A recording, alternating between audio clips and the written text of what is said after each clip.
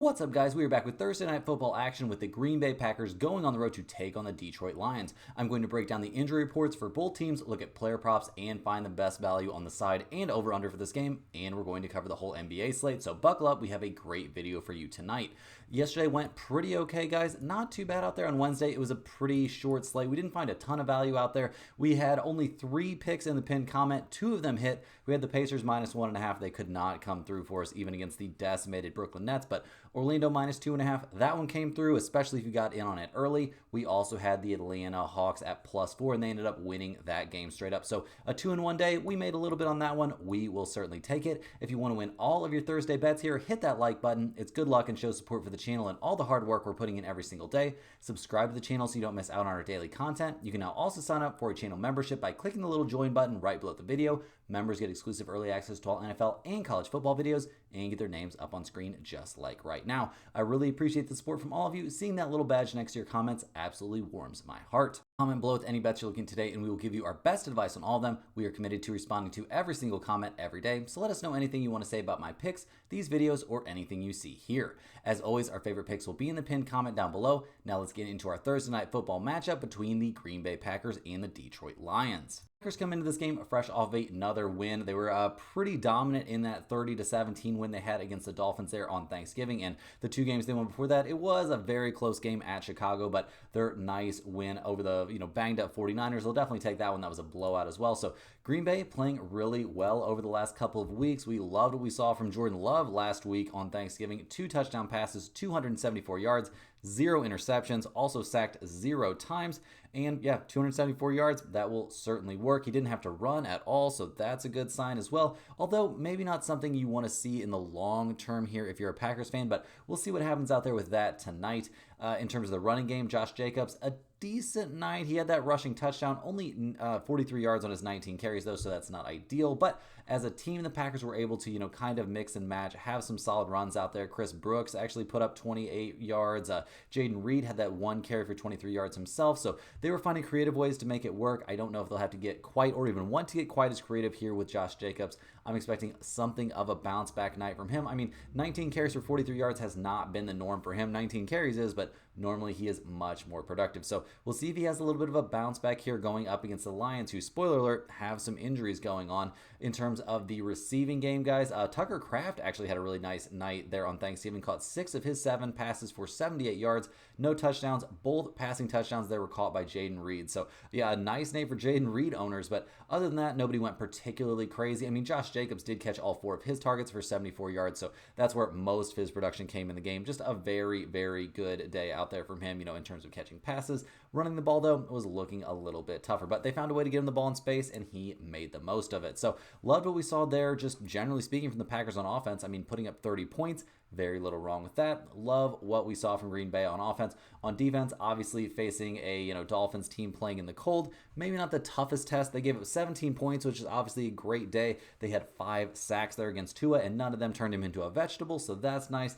They did give up 365 passing yards. Obviously, Miami was concentrating on the pass. Only 14 rushing attempts in the game, and when you're down 24-3 there in the first half, you're pretty much going to have to be throwing the ball as you try to claw your way back into the game. So not going to beat up on the Miami running game too much, but yeah, a good day out there for Green Bay for sure. They'll definitely take it. Not a big turnover day. They did force 1 fumble recovery, so some positives there. But as a defense, the Packers this season, I mean, you can't feel too terrible about it. They're sitting at top 10 in the NFL, giving up 20 points per game, so that's extremely reasonable. Really liked what we saw from the Packers last week, and liked what we've seen from them here down the stretch. They did lose to the Lions there, and that was a game in Green Bay. They lost that one 24-14, but that was a game that was super close. It took a pick 6 down the stretch, but we'll get into that a little bit more down the road here, guys. In terms of the injury report for the Packers, it's looking pretty good on offense. I mean, Romeo Doubs going to be the only guy out there, in the starting lineup there for the offense. I don't think missing him there in the wide receiver core is that big of a deal. Having a healthy offensive line is a big plus at this point in the season, and Jordan Love is starting to look healthy. I'm expecting to see him using his legs a little bit more here in the not too distant future. On defense, we see the linebacker core going to be missing Cooper, which isn't helpful here going against an elite Lions running game. Alexander being out there at cornerback isn't great either. I don't think that's an insane problem for this defense. They've got some depth and they can, mix and match a little bit. So I don't think that's necessarily the end of the world, but it's obviously not ideal. You want to have everybody rested and ready to go up against, what is statistically a very, very good offense, one of the better offenses out there in the NFL. And speaking of the Lions, guys, they come into this game playing pretty well. Also, they've won several in a row. I mean, they only have one loss this season. They fell against the Buccaneers very early on. Last week against the Bears, though, was a squeaker, 23-20 win. They'll definitely take it, but it was nothing like the dominant performances we've seen, from them against some other teams this season. They've played some pretty close games when they're going up against NFC North opponents. Like I said, the last time they faced the Lions, it would have been last time the Lions faced the Packers, it would have been a much, much closer game if it wasn't for that pick six there at the end. Last week against the Bears, guys, obviously loved what we saw from the Lions on Thanksgiving, except for giving up 13 points in the fourth quarter and scoring to 0 of their own to not get us that cover. We had the Lions at -9.5, and it felt like that was a very good play for most of the game, especially there, at halftime when they were up 16-0. Goff had a nice day, 221 passing yards, 2 passing touchdowns, only sacked once. David Montgomery ran the ball extremely well, 21 carries, 88 yards for him, but Jahmyr Gibbs was even better, guys. 9 carries, 87 yards for him. Neither one of them found the end zone, which has to be a little bit tilting for their fantasy owners, but very good stuff in the Detroit running game. They're one of the most dominant running attacks in the NFL with that two-headed monster. I mean, you've got top 6 maybe even better than that, running backs in the NFL on the same team. So crazy stuff there in the receiving game. Amon-Ra St. Brown caught 5 out of his 7 targets for 73 yards. Tim Patrick actually caught 2 out of 3 targets for 48 yards. That was a little out of nowhere, but they'll definitely take that. Jameson Williams, a little bit of a down day. 5 of 7, 5 catches on 7 targets for only 28 yards. So Sam Laporta vulturing a couple of touchdowns, but other than that, pretty good news. We did see Jahmyr Gibbs fumble the ball away once, so that's something to work on for this game for sure. We do not want to be seeing that if we're on the Lions. Other than that, a pretty nice day out there for the Lions offense, although putting up only 23 points isn't exactly what we've come to expect. I mean, over the course of the season, they're first in the NFL allowing putting up 31.9 points per game. So we'll see if they can bounce back here a little bit on defense, giving up 20 points last week. Also, well below their season average, guys. I mean, they're normally giving up around 16 points per game, and yeah, they didn't do a great job of containing Caleb Williams there, just in general, and not in the second half for sure, giving up 20 points in the second half. They gave up 3 passing touchdowns. They did have 5 sacks, but they also gave up a decent amount to the run on pretty limited attempts. Caleb Williams, only 4 carries there for him, but 39 yards. So we'll see if they do anything different to try and contain Jordan Love, a guy that can make some plays with his legs.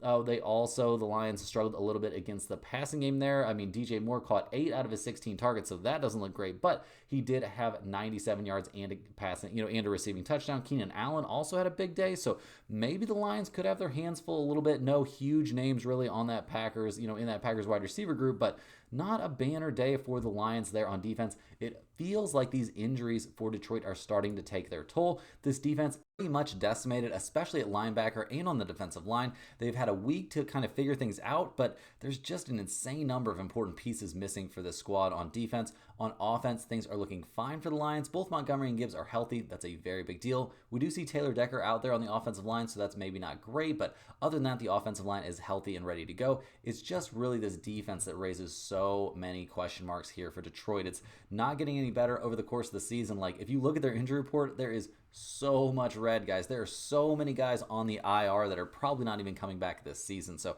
we'll see what they can cobble together here for the end of the year on defense, but it's not looking amazing. I think the weather report for this one, obviously nothing too major to report there. We've got 2 cold weather teams playing in a dome, obviously in kind of cold weather outside, but we don't really care too much about that. No major weather concerns. In terms of some trends for this one, we see the Packers, they're 6-6 against the spread this year. They are 6-5-1 to the under. Detroit, they're actually 9-3 against the spread, one of the best against the spread teams in the NFL. They are 7-5 this season to the under. Some other interesting trends, guys. Matt LaFleur is 24-12 against the spread as an underdog in his career.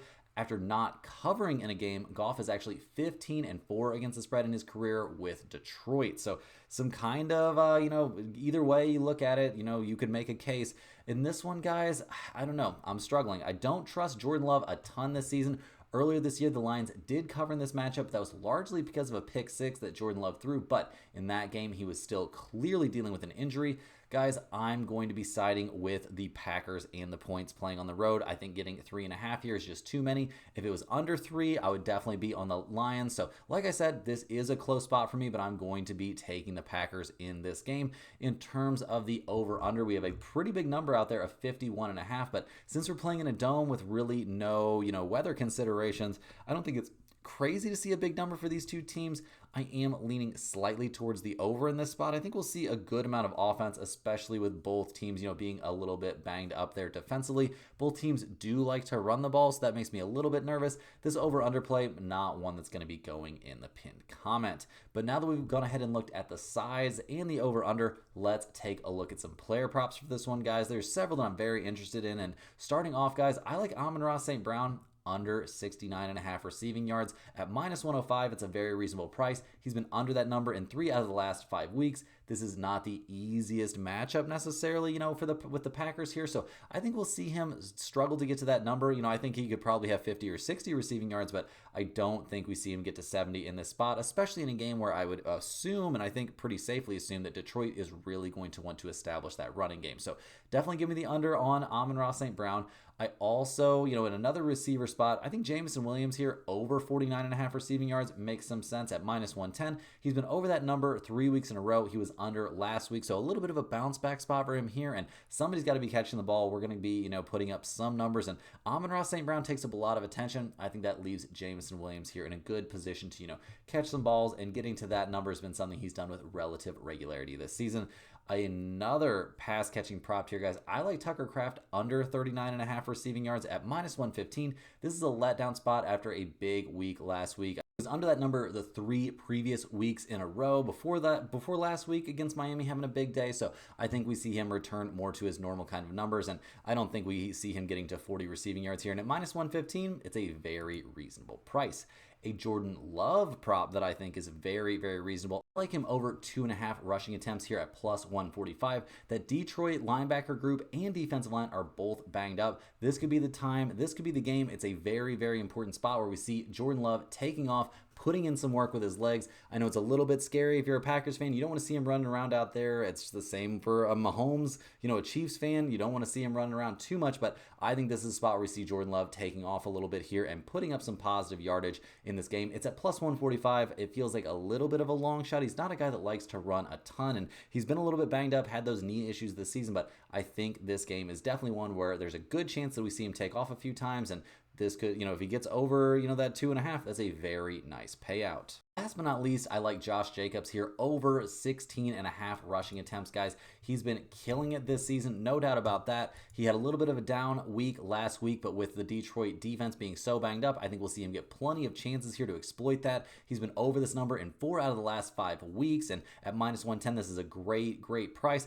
I think there's a good chance this play ends up in the pinned comment, along with that Amon-Ra St. Brown play. Both of these seem like very, very reasonable spots to me. Now, guys, let's go ahead and jump over to some NBA action. We've got a pretty nice slate here for a Thursday, guys. A lot of games to break down, and first up, we are looking at the Denver Nuggets. They're going on the road to take on the Cleveland Cavaliers in a very, very, interesting showdown. I am certainly going to be watching this game, guys. It's going to be pretty exciting stuff, I think.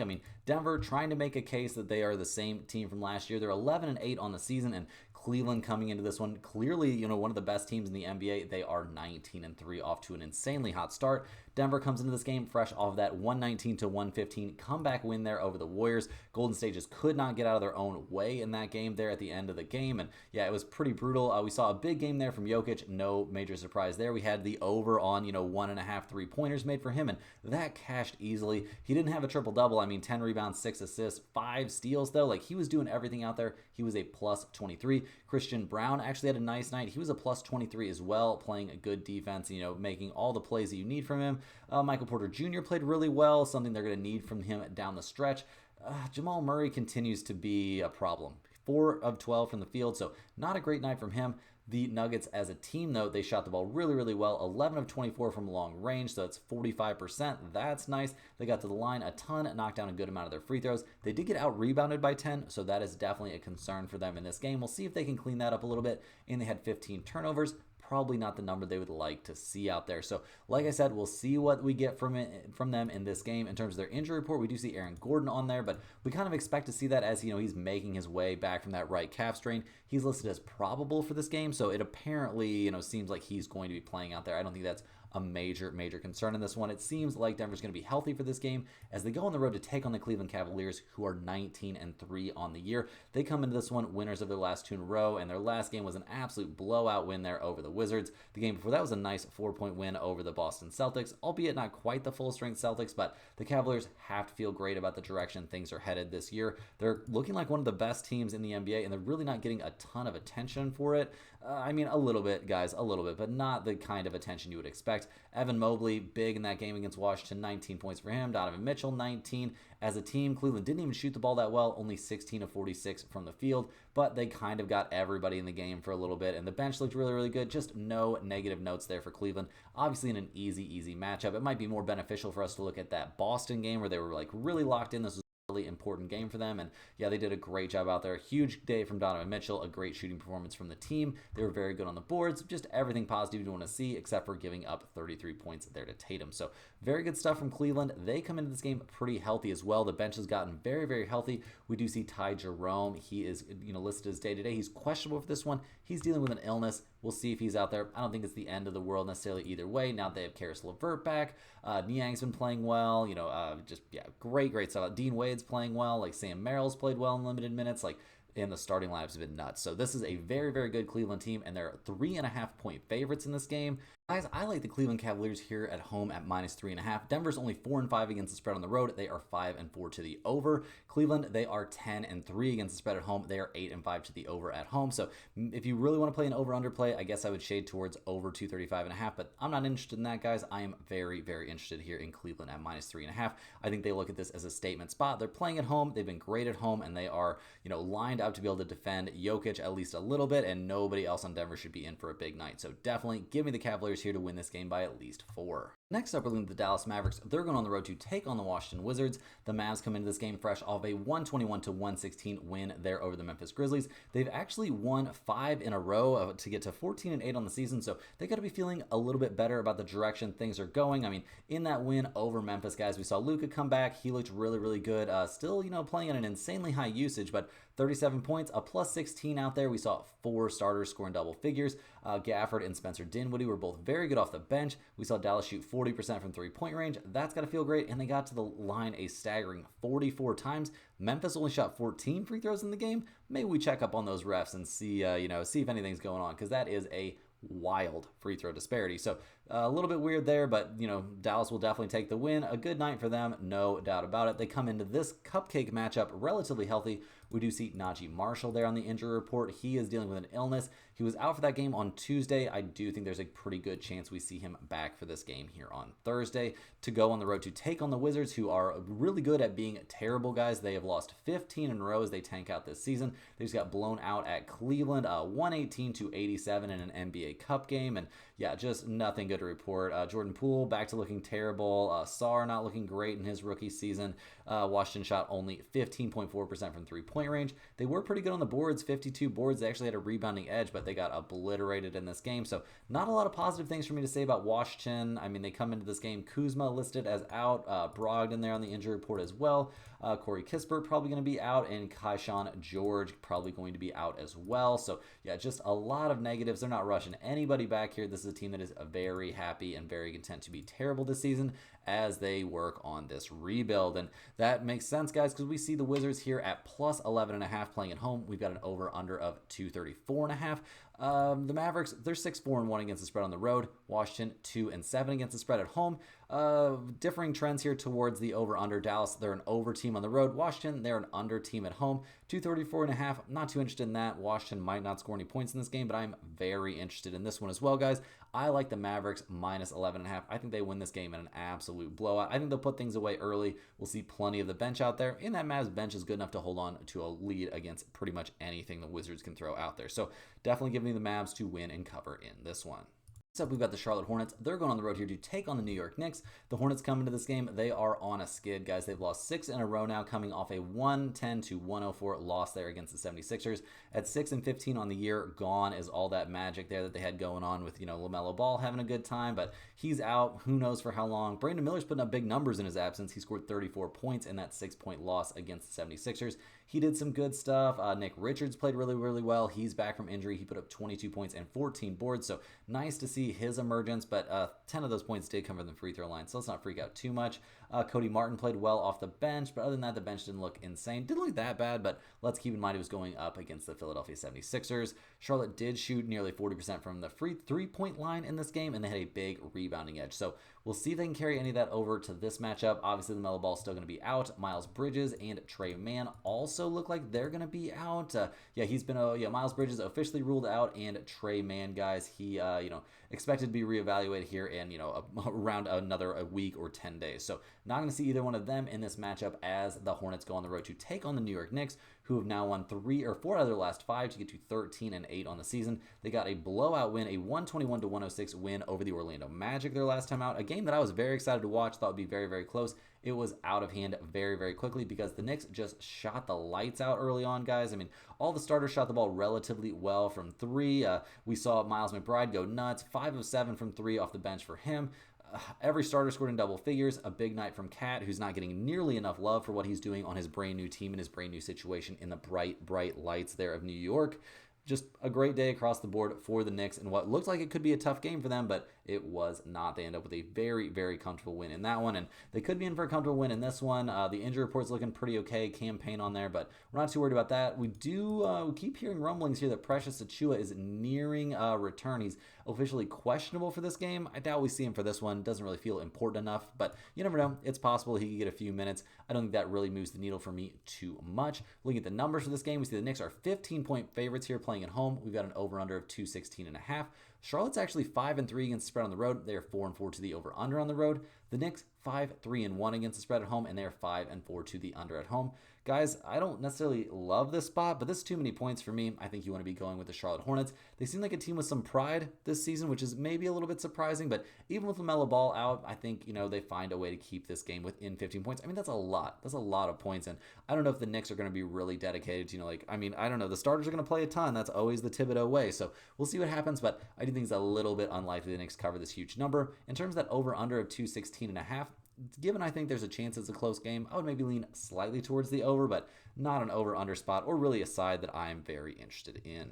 Next up, guys, we're looking at the Oklahoma City Thunder. They're going on the road in this one to take on the Toronto Raptors. The Thunder come into this game 16-5 on the season. They're absolutely cruising along. They're fresh off of a 133 to 106 beat down there against the Utah Jazz, a game that Oklahoma City really needed to dominate and put themselves in a good situation there for the NBA Cup. And they did what they needed to do out there, guys. It was pretty crazy to see them get after it. I mean, Jalen Williams 28 points, SGA 26 points, Carson Wallace 12 points there. That was cool to see. Hartenstein only played 22 minutes in the game, but was still a plus 14. 6 assists, 5 rebounds for him. They did not play him a ton of minutes, but it seems like he's fine. Seems like he's good to go for this one. No injury concerns or anything like that. And yeah, as a team, they put a beat down despite shooting only 11 free throws and shooting 36% from 3-point range. They didn't even out rebound the Jazz, but they didn't need to, guys. They handled this one comfortably.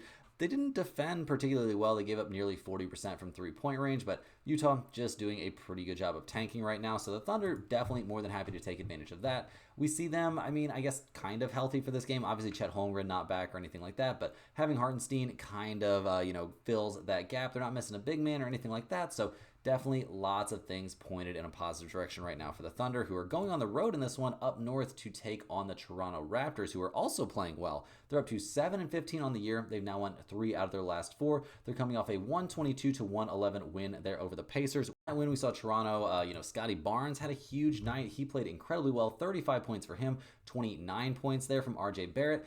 Guys, I've been saying this for a little bit. The Raptors might be too good to tank. They're going to have to, take some of these guys out for the year. I don't know what you're going to say. Scotty Barnes has a broken nose and his nasal passages need to be redone or something. I don't know what you're going to say, but they might be too good to tank things out here in the Eastern Conference this season because this team is looking good.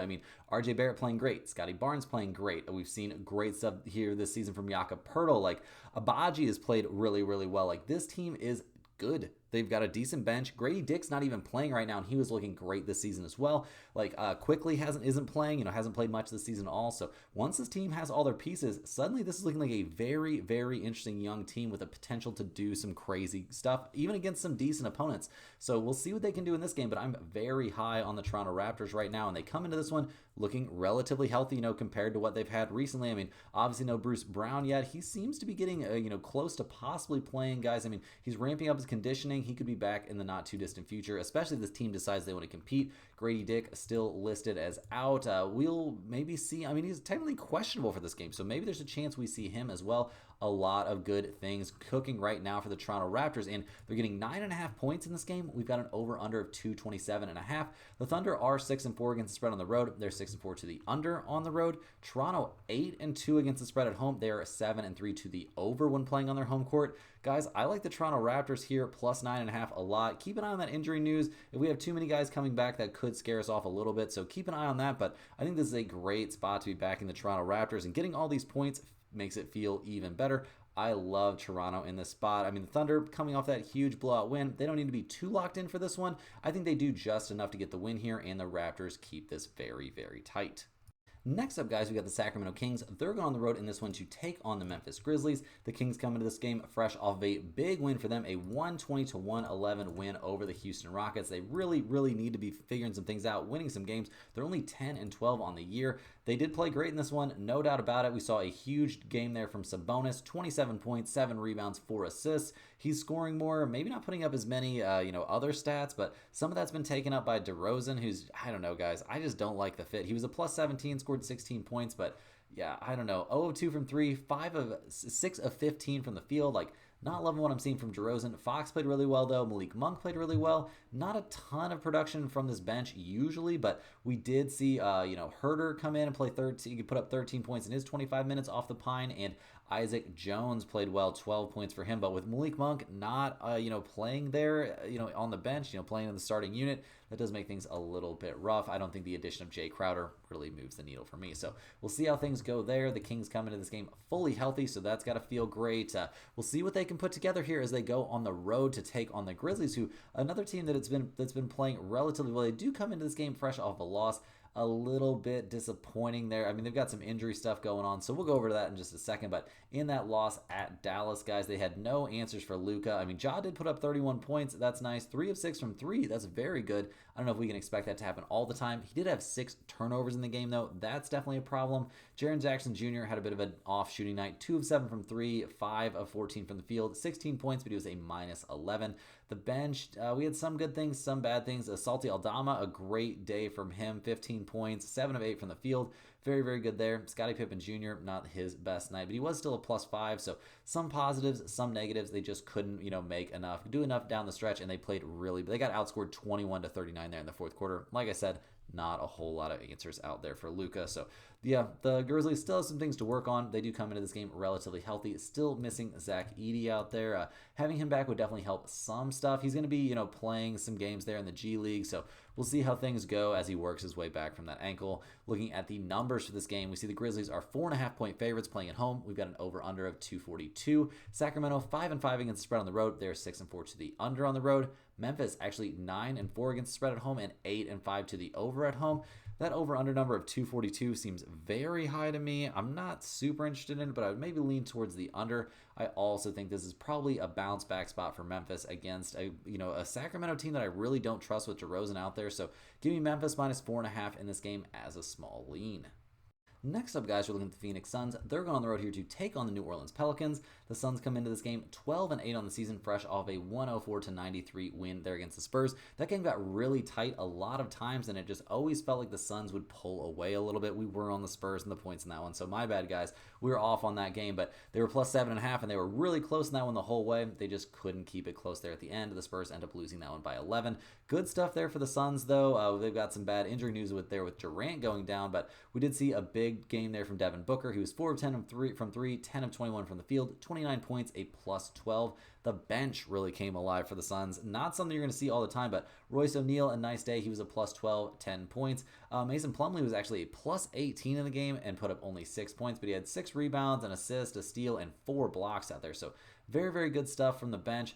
I don't know if we can count on the Suns bench to suddenly be good. They did have a nice rebounding edge, but everybody's going to have to step up here because Kevin Durant going to be out. He was absolutely cooking in that game, guys. He was 5 of 8 from the field, 2 of 2 from 3, 13 points in only 16 minutes, but an ankle injury is going to have him sidelined for at least the next week, maybe more like the next 2. Nurkic, we don't know if he's going to be back anytime soon or if that really even helps. Yeah, he's going to be out at least another 5 or 6 days. So yeah, no Nurkic, no KD for this one. Ryan Dunn also on the injury report. We don't know when he's going to be back necessarily, although it does appear he's going to play. He's probable. So yeah, left ankle soreness. He's going to be back for this game. So not the full strength Suns, obviously with no KD. They're going on the road to take on the far from full strength Pelicans. We're getting new news breaking that Zion, he's going to be out for at least 2 more weeks. No shocker there. God knows when we'll see him play again or what kind of shape he's going to be in when he comes back. They're coming off of a pretty bad loss, guys. They got blown out by the Hawks. I mean, I guess 124 to 112, maybe not a massive blowout, but not a game that was ever in doubt. We saw good stuff there from CJ McCollum. He's being the consummate professional. He put up 29 points. Misi put up 23 points, but nothing crazy there from Dejounte Murray. He continues to struggle here coming back. And as a team, they shot 31% from the three-point line, but yeah, they got out-rebounded. They turned the ball over 16 times. Like, just not a good day for the Pelicans and not a good time to be a Pelicans fan. Lots of reports coming out that they're, looking to trade Brandon Ingram pretty aggressively. He's going to be out for this game. So is Jordan Hawkins. We see Misi. He might be out for this one as well. I mean, I guess Brandon Ingram is questionable, but I don't think he plays, guys. I think they want to protect that trade asset. And Hawkins, guys, he's dealing with the back, that, lumbar spine fissure issue. He's going to be reassessed here in a week. So, yeah, he will not be back for this game either. Look at the numbers of this game. Pretty interesting, guys. I don't know if there's more injury news yet to break for the Suns, but right now we see the Pelicans, they're getting 1 point is all. And we've got an over-under of 221.5. Phoenix, 4-4 against the spread on the road. They're 6-2 to the over on the road. New Orleans, 5-5 against the spread at the home, and 5-4-1 to the over at home.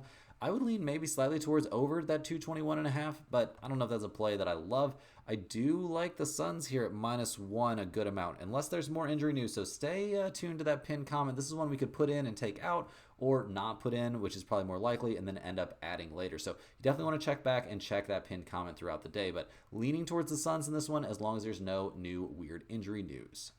Next on the docket, we're looking at the Chicago Bulls. They're going on the road in this one to take on the San Antonio Spurs. The Bulls come into this game fresh off a 128 to 102 blowout there against the Nets at only 9-13 on the season. It's kind of questionable what Chicago's really playing for, like what their goal is this season.